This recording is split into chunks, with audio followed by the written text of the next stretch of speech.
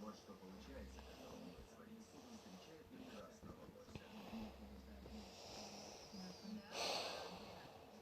У меня тут потрясающий кусочек языка. Я обожаю лосиный язык. И все остальное, что входит в этот суп. Лосиное мясо с клюквой. Я в восторге. Большинство продуктов в этой стране привозят откуда-то из океана. Лось и клюква– это наша еда.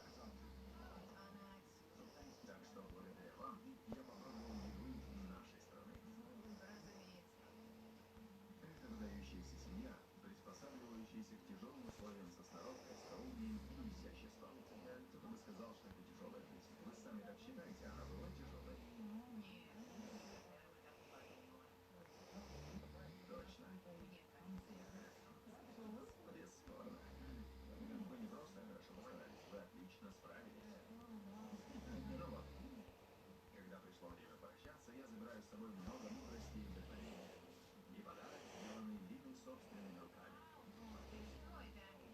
Да ладно. Невероятно. Это так много значит для меня. Спасибо вам огромное. Но мне очень не хочется покидать это место. Пожив и потрудившись вместе с этой семьей, пусть даже и несколько дней, я получил важный урок о том, как надо жить в гармонии с природой. Такой же, как и умение принимать удобства современного мира, не оставляя при этом свои традиции. Я думал, что Лина Чарли последний из могикан. Но я был неправ. Ее наследие слишком велико, так же, как и ее семья. Просто запомните, если вы вдруг окажетесь в долине Медной реки на Аляске, если это выглядит съедобным, ешьте.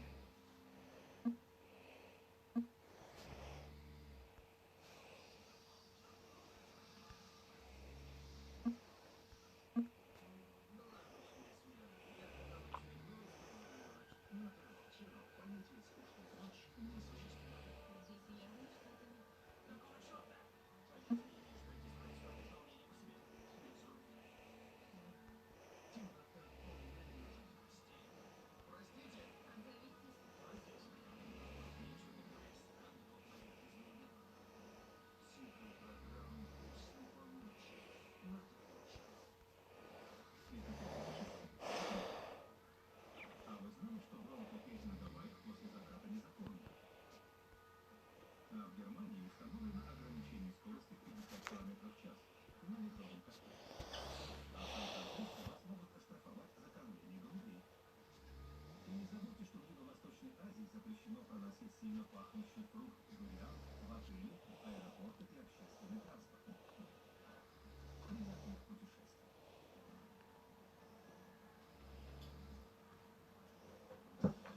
Это акульный пляж. Что? Акульный пляж? Да. Это всего лишь название, правда? Как-то ночью забросили снасти, а на следующий день вытащили бычью акулу длиной в 3,5 метра. Хорошо, что акулы не любят пиво. Ага, знаю. Извините. Австралийцы больше всех в мире тратятся на холодное пиво. Так, не будьте ленью. Точно. Если мы найдем еду, мы вернемся и попьем пиво из нее. У вас есть пиво с недельной? Да, все равно, что суп приготовить.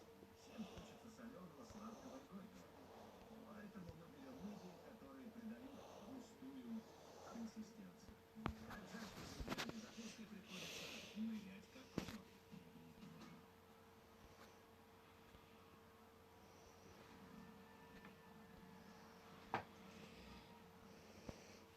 Париж– один из первых городов, где приготовление пищи стало искусством. Среди всего разнообразия кулинарных сокровищ Парижа самым известным является базилик.